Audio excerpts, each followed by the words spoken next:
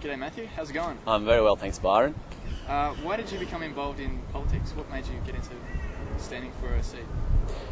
Really for me it's becoming a father and realising that the future is what we're creating for our children. Yeah. I've got three beautiful young children, 6, 4 and 2 years old, and really seeing what's happening to our country, see what's happening to our world, issues like climate change, that for them their whole life is going to be about a changing world which is different from what we've known in the past. And we've had politicians in Australia up to now who really aren't thinking about the long-term future. They're thinking about short-term economic goals for the next 3 years, but not thinking about the long-term future for our children and for our country and for our planet.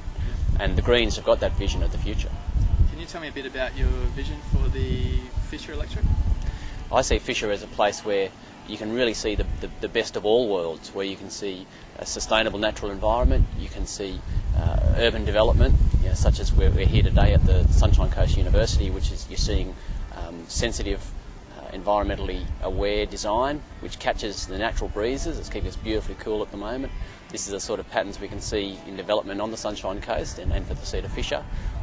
Being able to see people be able to retire here, being able to see vibrant young communities here as well, but also keeping our farming and agricultural production, because we grow most of Australia's pineapples and most of Australia's strawberries right here in the seat of Fisher, and being able to see those agricultural businesses continue, particularly with climate change telling us that agricultural production could drop by 10% in the next 20 or so years.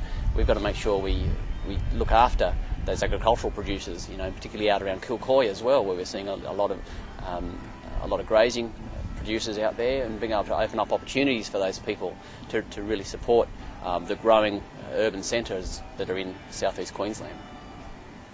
What are your thoughts on Australia's continuing involvement in Iraq and the Iraq War? Well, the Iraq War really is something that we should never have got involved in. We understand it's an illegal war, that without a UN sanction to actually send troops into Iraq, and without Australia being directly threatened by Iraq, that legally Australia had no grounds to send troops into Iraq. We know that the people who've paid the price for that are the citizens of Iraq, that they've been dying in their tens of thousands ever since we sent our first troops in there.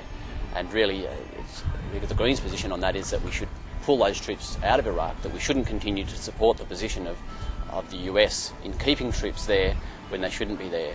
So at the first opportunity that doesn't damage the security that's already there, that fledgling security for the Iraqi people themselves in trying to ensure peace there, we should remove those troops as soon as we can. Do you support the men and women serving in the Australian Defence Force? Most definitely, most definitely. My grandfather fought in the Great War. He was an original Anzac fighting in France, and I grew up in Singleton down in the Hunter Valley, right next to the Singleton Army Barracks, and for my whole life there's been that connection to the Australian military. They serve an important role, and we should always support our fighting forces, but we should always make sure that as a responsible government that we send those people to do the right thing and not send them into illegal wars. So do you support the federal government's decision to illegally invade and occupy Iraq? No, I don't. Thank you for your time. Thank you, Byron.